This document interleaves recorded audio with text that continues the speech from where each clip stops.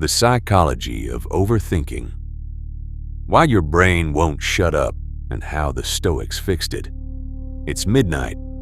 You're in bed, lights off, and your mind is replaying a conversation that ended 3 hours ago. Why did I say that? What were they actually thinking? This loop can run until morning. It has a name: rumination. In this video, you'll learn exactly why your brain does this, why just stop thinking about it doesn't work, and how people who lived 2,000 years ago solved this problem long before modern therapists did. This isn't a motivational video. I'm going to show you what rumination actually does inside your brain, why suppressing it backfires, and 3 concrete techniques. 1 from clinical psychology, 2 from 2,000-year-old Stoic philosophy. First, let's get clear on what this actually is. Overthinking is a loose term we use casually, but psychologists have a precise name for it: rumination. Your brain repeatedly processing an unresolved threat or an unfinished situation. There's a reason for this, and the reason is that it's trying to protect you. The human brain evolved a negativity bias over tens of thousands of years to keep you alive. We remember something bad far more powerfully and for far longer than something good. On the savannah, this kept you safe from danger. Today, it's why you're reanalyzing a text message you sent 3 days ago at 2 in the morning. What's actually happening in your brain? Your amygdala, the brain's threat alarm, flags an uncertainty as an unresolved danger and keeps firing signals about it. The region that's supposed to calm that alarm down, your prefrontal cortex, the seat of rational thought, ends up looping along with it instead during rumination.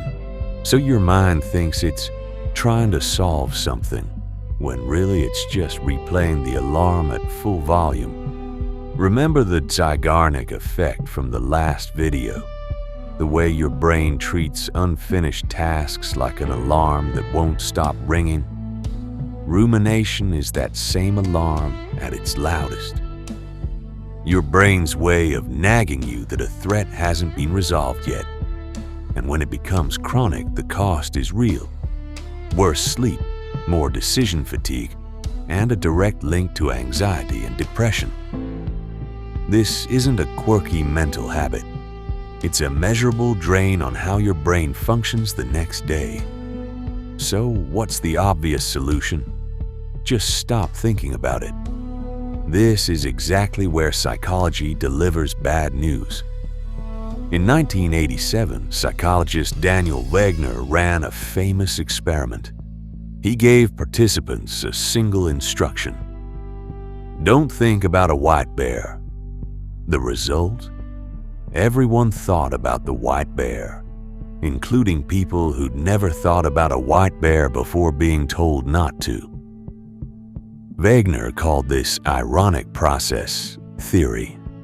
The moment you try to suppress a thought, your mind flags that thought as the thing I'm not supposed to think about and forces you to keep checking on it, which means thinking about it.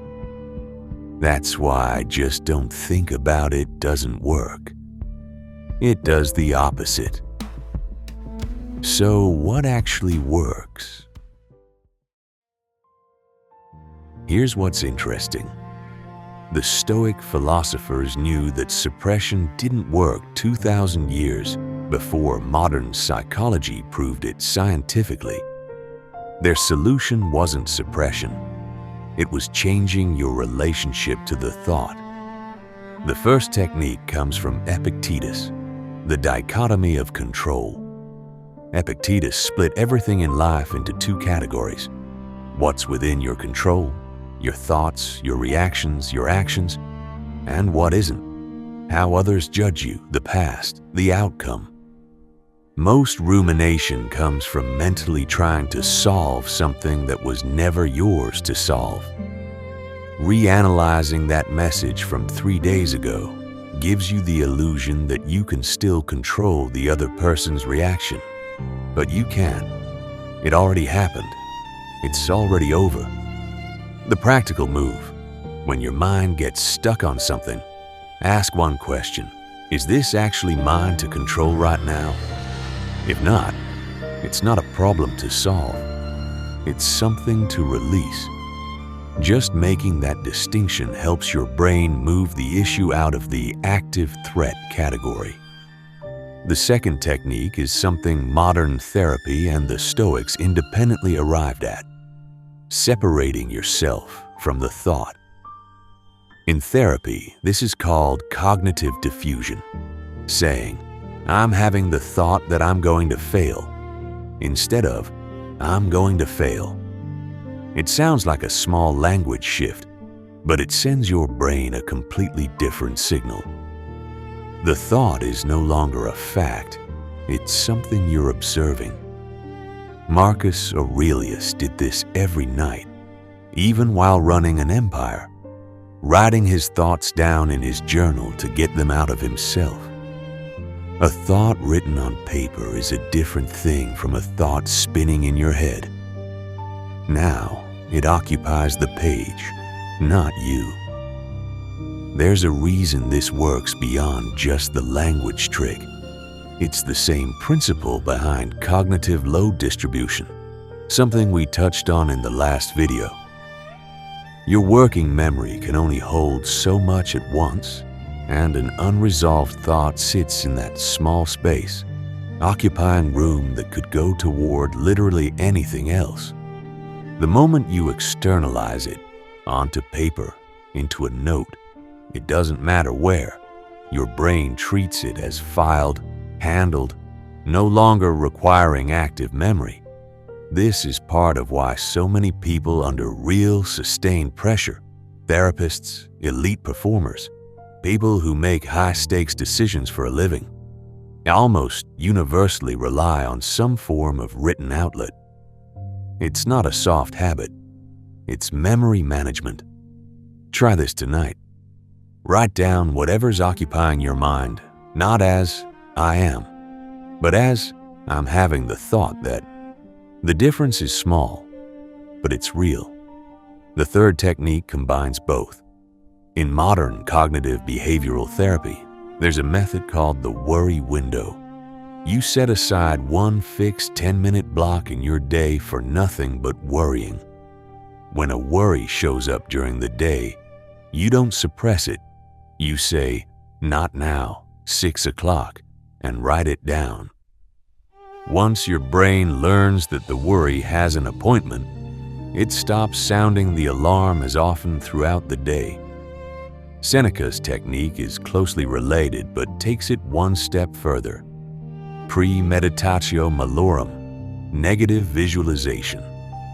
Every morning, he deliberately and calmly imagined the worst-case scenario. Instead of waiting for it to intrude on its own, he lived it on his own schedule, on his own terms. Combine the two.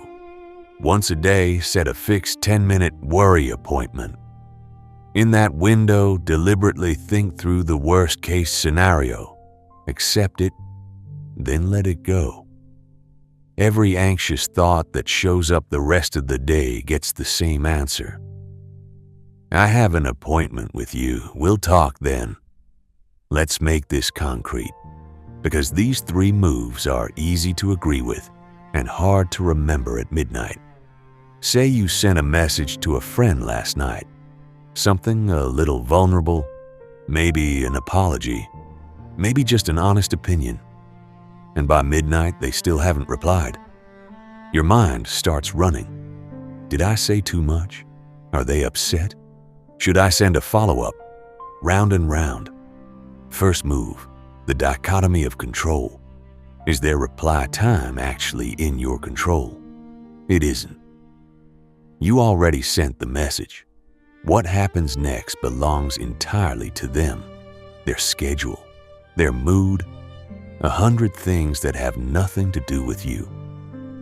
The moment you separate what you did from what they do next, the loop loses half its fuel. Second move, diffusion. Instead of silently repeating, "They're upset with me," as if it were settled fact, say it out loud, even quietly. "I'm having the thought that they might be upset with me." Notice how much smaller that sounds. It's not a verdict anymore, it's one thought among many. And thoughts are allowed to be wrong. Third move. If there's a real, practical question buried in there, should you actually follow up tomorrow? Was the message worded badly? Is there something to learn for next time? That question doesn't get answered at midnight. It gets a seat in tomorrow's worry window. You write it down. Check in on the message tomorrow at 6 if there's still no reply. And then, this is the hard part, but the important one, you actually close the notebook. That's it. 3 moves, maybe 90 seconds each. Not because the worry disappears, it might still be there tomorrow, but because you've taken it out of the 2 a.m. spiral and put it somewhere it can be handled like a task, not like a threat handling you. Put all 3 together and you get a simple evening routine. First, sort whatever's occupying your mind into within your control or not. If it's not, write it down as, "I'm having the thought that," instead of, "I am." Then, if it genuinely needs real thought, give it a seat in tomorrow's worry window, not now. These 3 steps take about 5 minutes total, but they can shrink a 3-hour midnight rumination spiral down to 5 minutes of deliberate processing. The storm will come back. That's just how the mind works. The negativity bias never fully goes away. But now you're not trying to suppress the storm. You're meeting it on a window you set, on your own terms. The lake stays calm underneath. Which of these 3 techniques are you going to try tonight? Tell me in the comments.